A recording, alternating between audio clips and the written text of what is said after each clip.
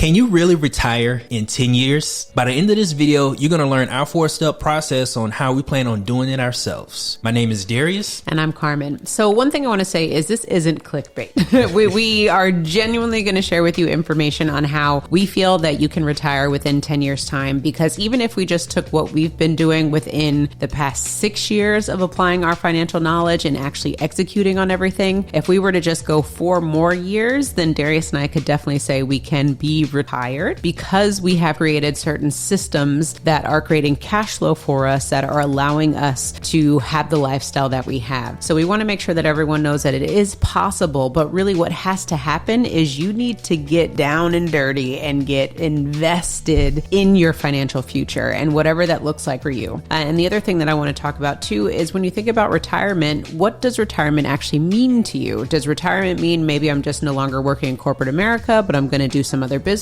work? Does it mean that I'm going to be a full-time investor? What does it mean to you? And get clear on that. Because I think when we talk about retirement, we don't mean that we're just going to hang it up and not go do anything. We'll probably go invest in other businesses and keep busy. So it's just more so we've retired from corporate America. We're going to continue to be invested in different businesses so that we can keep our brain sharp. Right. Now, and money coming in. Right. Now, retirement for everyone means something different. So what I want you to do is I want you to have a crystal clear visual of what retirement looks like for you in your specific situation. Yes. Carmen mentioned that we are crystal clear our vision and what retirement looks like for us. You have to do the exact same thing. Be very crystal clear on your vision for retirement. And the question of the day is it possible to retire in 10 years? Yes, it is absolutely possible, but you have to be willing to put in the work to get from where you are to the vision that you have for yourself during retirement. Yeah, and additionally too, I think we all have to realize that it's actually not going to take as much money as you think to make this happen. Because if you understand how to invest creatively and you understand how to move money, a lot of times people think that it's going to have to take millions and millions of dollars in order for this to happen. But really, it just takes strategy. So strategy, and I would say creativity, is really what's going to get you to the end goal. Right. So the first thing we did is we segmented our income into 3 categories. That's fixed, flexible, and our savings. Now, the most important category for our income right now is that savings account, because your savings is what's going to make sure that you have money to invest so that you don't have to save every last dime that you have just so that you can have nest egg. Yeah. What we want to do is we want to use our savings as a vehicle or as a strategy so that we can have more money to invest. Yeah, and it's again that notion of understanding what your savings is for, because there can be a misconception around savings, because I think the thought of savings is just you have money that's parked somewhere and if you need it, you can tap into it. But really, no, the savings is what's going to further your financial goals, because you're going to utilize this money to invest, to move money, to make money for you. Right. So for us, we save 30% of our income. Every dollar that we earn, 30% of it goes straight to our savings. On the other hand, what that means is we only live off of 70% of our income. So when we need to understand how much money we need in order to maintain the existing lifestyle that we have, we only have to do our numbers based off of 70% of our income. That is a really good representation, the fact that we do have numbers and we have numbers to build off of moving forward. Yeah. And I think something that you have said indirectly is we're living below our means,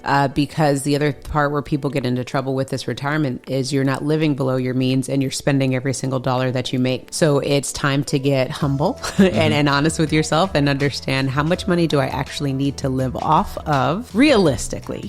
Be realistic, be a realist with yourself. What do I actually need? And then start separating your expenses and segmenting them in which in how it makes sense to you. Like Darius said, for us, it makes sense for fixed, flex, and savings. People can also call it the needs and wants. So again, you have to make it make sense for you. Right. And savings is huge for us. It's going to be huge for you, because again, this is the amount of money that you're going to be using to invest. As we get down to that point, this is the money that you're going to be using to invest. And the fact that we're living off of 70% of our income, what we want to do, income increases. We don't want to increase our expenses, our living expenses. We want to increase savings, because remember, we have a clear picture of what life looks like for us when we retire. And really what it becomes is the savings, like you said, as our income continues to increase and our allocation towards our savings will increase, which will allow us to invest more. Those are different dynamics dynamics that people don't really talk about or think about, because it's just like saving is for the rainy day or saving is for emergencies. No, saving is for your future. And the more aggressive you can be with your savings, the more prominent future you can promise to yourself, because you have more cash flow to play with. Because we are saving 30% of our income, it didn't take any time for us to get to the point where we saved up 6 to 12 months of our income in the event of emergency. When we talk about emergencies, we're also saying because we have savings, in the event something happens, we don't have to go into debt in order for us to maintain our existing lifestyle.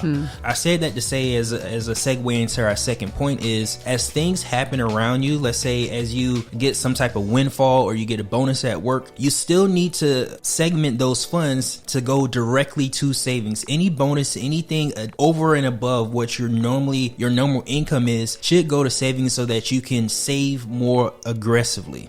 Yeah, I agree. It's easier said than done though, right? Because said that in the beginning. When we got our bonuses, when tax time came around back in the day, right? These were small windfalls that we just spent. Weren't thinking about the future. So let these little windfalls that come your way be advancements to your financial future again. So if you have this clear picture of what retirement looks like, I know so many people out there who are watching our videos say, Carmen and Darius, I am so sick of my job. How in the world do I get out of my job? We're trying to tell you to take these little windfalls that you have and make the most of them, make the most of your income by saving it so that you can turn around and start investing those funds so that you can create the cash flow that's needed to come back to you so you can walk away from your job. Right. Now, on the flip side of that, our expenses are 70% of our income. Now, what we're going to focus on is increasing our savings. So the more that we can reduce our expenses and increase our savings, the better off we'll be, and the sooner we'll be able to get to where we need to go.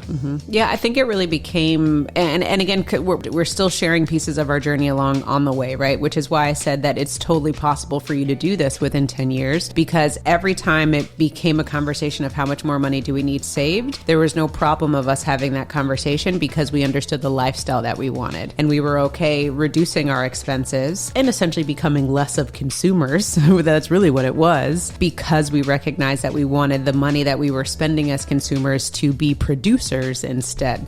So once you start that mindset shift, it's a really powerful thing, because then you start recognizing all the money that's leaving your fingers every single month, every single year. And then you go, wait a second, I'm not okay with this anymore. We need to do something about this. And that's what happened for us, is we recognized we were making a really good income at a really young age. We weren't maximizing our efforts. We were just spending. And it's easy to do so, especially now when you can literally buy everything on your cell phone. The point that I want to stress, focus on your income and how you're spending your money. You find out that you have routines. And when you can identify a routine that you have, it makes it easier for you to make better financial decisions. And that's what happened for us, is we realized that we had a routine for our spending. Now, our fixed category pretty much is set. We have our house payment, our car notes that we pay to ourselves. Those particular bills are fixed. So the only thing we really have to worry about is our flexible expenses, which basically our wants. For the most part, if anything was an increase, is going to be our wants, because our fixed expenses are already spoken for. Going back to this piece about retirement, it's just, again, understanding where you want to spend in retirement, because you're going to have a house, you're going to have a car. What are the other things that maybe you're not taking into consideration? How much do you want to travel when you're in this so-called retirement? How much do you want your wants to be in retirement? That's why I said it's important for you to be realistic with yourself and not just skimp, right? We're not talking about skimping. We're talking about designing a lifestyle, owning your own lifestyle, how you want it to be, because you can have your cake and eat it too. It just takes planning. Do your best to start taking some of those trips that you want to take when you retire. Start making sure that you are practicing exactly what you want your lifestyle to be, because it'd be easier for you to plan for something that you know about, instead of having some big, hairy, audacious goals that you've never ever experienced, because you never know what could come of it. Yeah. So go ahead and click on the link below if you want assistance in this planning process, right? Because with Wealth Nation, we have a community of like-minded individuals where we all come together and understand how to create our own systems to finance our lifestyles, in addition to just being able to engage engage with each other and learn how to best further our goals. So go ahead and click on that link below. We'd love for you to join our Wealth Nation community and be a part of the family. And also let us know in the comments, what are you doing to create cash flow for your retirement? What are you starting to think of instead of having this nest egg mentality? What is the cash flow mentality that you want to share with us? With that said, the third point. Yep. We mentioned that the hardest part of our budget to maintain is the flexible account. That's our wants. We have to make sure that we stay away from high interest debt. Reason being is because that interest is money that could have been in your savings. That's money that you could have invested to make more money. But yet what we're doing is we're giving it away to a third party institution or somebody else in the form of interest. So the more we can stay away from high interest debt, the more money we can put into our savings. It's like keeping your hand out of the cookie jar. Yeah. But hopefully once you get to a specific point and once you have the clarity that you need within this retirement journey, like you won't even be tempted to go down that route because you'll understand how much money you're bleeding. I know that that's something that doesn't even like phase us anymore. Before it used to, when we're like, oh, let's just put it on the card. It's no big deal. But again, as you start achieving some of these goals and going through the motions of what it's going to look like for you to retire and how much money needs to be allocated, that these high interest debts hopefully shouldn't entertain you the way they used to. Right. And the thing is, it goes back to the routine that we've been able to establish for ourselves. And within our routine, we know that we like going out to eat. We love spending money on dinner. But that's about the only thing that we really enjoy doing. For you, it may be something else. What other hobbies do you have that could be costly for you? We're not saying to stop doing those things. Only thing we're saying is to take it into consideration for your retirement, because when you retire, you're probably going to do more of it because you're going to have more time on your hands. That's a good point. Yeah. Really, really focus in on the routine also that you want to have for your retirement, because it will help you so much in your planning for what retirement looks like for you. And again, talking about routines, it's really the habits that you have. So the daily habits that are compounding either negatively or positively on your own balance sheet. And that's why it's important for you to understand the numbers and start to track these numbers, because really it wasn't until we started tracking these numbers where we recognized where we were going wrong and how we could make these small changes to really just change everything. And that's why I said it's been 6 years for us since we've been laser focused on our financial journey. Just in these 6 years, we could look 4 years down the road and be like, yeah, it's totally possible for us to walk away. And that is the most encouraging thing ever, to know that it is possible, because we have so many people that are at the age of retirement and freaking out because they don't feel like they are financially prepared. But again, it's just understanding the cash flow game and what you need to do to set yourself up, because like I was saying earlier, it doesn't even have to take your own money. You know, you could start getting involved in investing and understanding creative ways of investing and realize that you can invest tons of money that doesn't even have to come from your pocket, but you're serving your investor, your private money lenders, and also you're serving yourself by everyone getting a return. And it's really a beautiful thing once you start to understand these, because those shackles come off of you and now you no longer feel confined, or that you don't have options or solutions on what you can do to relieve yourself when you do decide that you want to retire. Well said, babe. Thanks. Now, the last point, or the fourth point, is to make your side hustle your investment. I like that. So focus on investment, because what's going to happen when you retire is, instead of you being a part-time investor or that being your side hustle, that's going to be your full-time gig. The reason being is, a lot of times when we think about retirement, people like to talk about a nest egg. I hear a lot about nest eggs, but the thing is, we're going to need money. We're going to need cash flow for the rest of our lives. And in order for us to get that cash flow, we need to be really good at investing our money so that we can make more money. I like that. Make your investing your side hustle. And I know we've shared this on the channel before, but let's just talk about retirement and why it was created in the first place. Because people may not know this. Retirement was created in the first place because what corporations were trying to do was move the seasoned employees out, if you know what I mean, and let the newbies come in. And so retirement was really this term that was created within our society to pat those on the back, to say, good job, well done, you've served us, time for you to roll out. and what that became a part of our society was, you leave your job and you do nothing for the rest of your time on earth, and you just collect a paycheck. So, you know, pensions, retirement accounts, all of that was created to appease those to leave their jobs. And I'm oversimplifying here, right? But the point point is just to get you to understand the process. So for those who go into retirement, what happens is we are dependent on these nest eggs, meaning this pile of cash that we've saved up that we're depleting every single month. And we didn't create a cash flow plan to make sure that we were producers instead of consumers. And what you see now is people are going back to work because they're realizing that they're getting to 60, 70 years old. They can't afford to retire because of inflation, because of taxes, because of whatever the case may be. What we're really trying to instill and ingrain in people is understanding cash flow, because it's no longer about the nest egg mentality. The society that we live in now, with especially inflation, we can't afford to have nest eggs. So when you retire, it's all about creating a producer mentality, because it's not about, oh, I'm going to retire and I'm just going to sit in my living room and watch, the Channel 6 news. Right.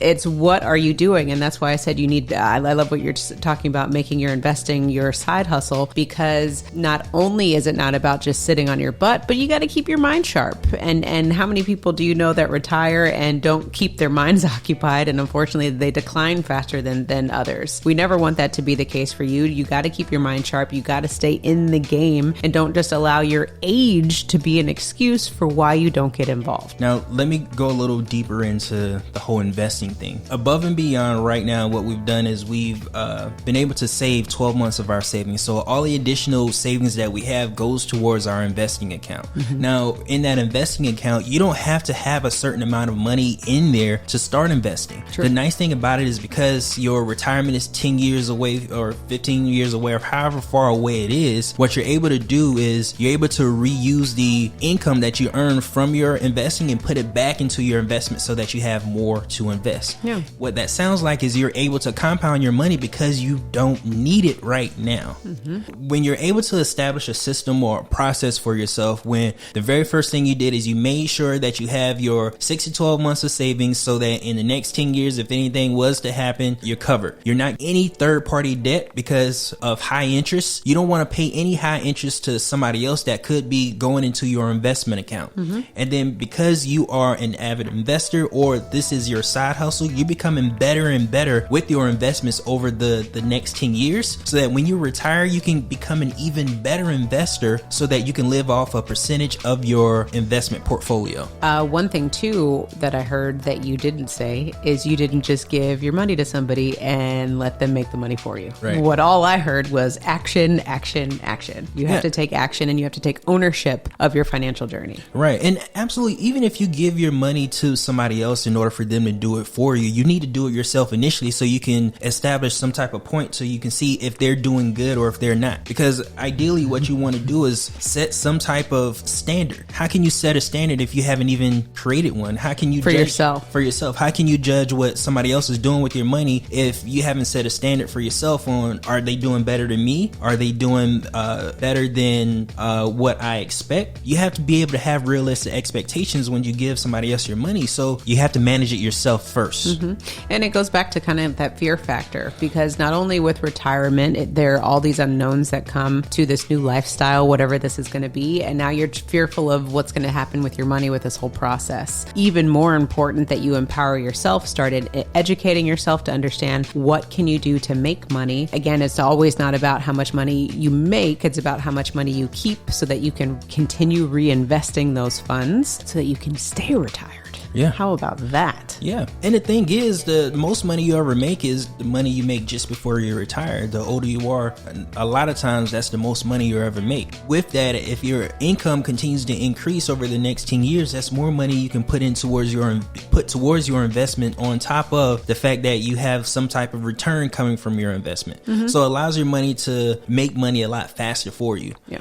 Compound interest works so well when you don't touch it. Mm-hmm. And because you have this 10-year window of investing consistently year after year, then you really put yourself in a good light to start from zero to whatever you need for your retirement, so you can live off a percentage of your income. I like it. A percentage of your portfolio. I like that. And then it ties back to right when we were talking about savings and how much our expenses are. We're living off of less than what we make. So that with this whole process of retirement, what we haven't even talked about, which could be a whole nother video, is how to maintain the money so you can stay retired. And like you said, that it's all about living off of a portion of the cash flow that you're bringing in. So that's another trick, another nuance. Once you get to that retirement stage, is understanding how you can continue to keep your systems afloat so that you can truly live the lifestyle that you want. Right. Now, in the beginning of this video, we talked about fixed, flexible, in the savings account. And what we're really referring to is the 50-30-20 rule. The 50-30-20 rule is just a template on an idea how you can manage your funds, with 50% of your income going to your fixed expenses, 30% going to your flexible, and 20% going to your savings. This is a template because as our income has increased, or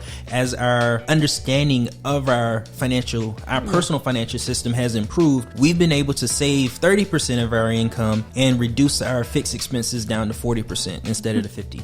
So right now what we're doing is the 40-30-30 rule for ourselves. We recoined it for ourselves. Right. And the best thing to know about this whole process is you can start wherever you are. And the best part about this 50-30-20 rule that we talk about is you can start wherever you are. These allocations are where we started. It doesn't necessarily have to be where you start. Just play with the numbers, pull the levers a little bit to make the allocations make sense for you, but then know that you have to build up to the 50-30-20 rule, or, whatever other percentages that you want to continue to attack. So that's why we love these opportunities, because again, it's just about getting started, and then making consistent action forward, making progress, and putting yourself in a financial predicament that's going to make any sort of regression towards your plan. It can be really that simple, but what happens is we tend to get in our heads, we tend to have the shiny object syndrome, and we get distracted from the overall goal, which is what we want to do at the end of the day. And that's why sometimes people don't find success or are living the lifestyles that they want or deserve, because they're unable to stay focused. Right. Now, I would just recommend if you are thinking that you want to retire, regardless of your age, right? Because we're not just talking to baby boomers. we're talking to anybody who is at the ripe age of saying, hey, I want something different for myself. Our ripe age of retiring from corporate America was 30 years old. We said we were firing our bosses at 30 years old and we're out. And we did that because we made a plan. And now it's just about continuing to build on our systems to improve our lifestyle so that we can continue to stay in retirement, the corporate retirement, right? And allow not only our businesses to thrive, but our lifestyle, our personal lifestyle, to thrive as well. Right. Now, if you want more information on the 50-30-20 rule, then check out our next video. We're going to link it right here. And remember to own your own lifestyle. Or someone else will.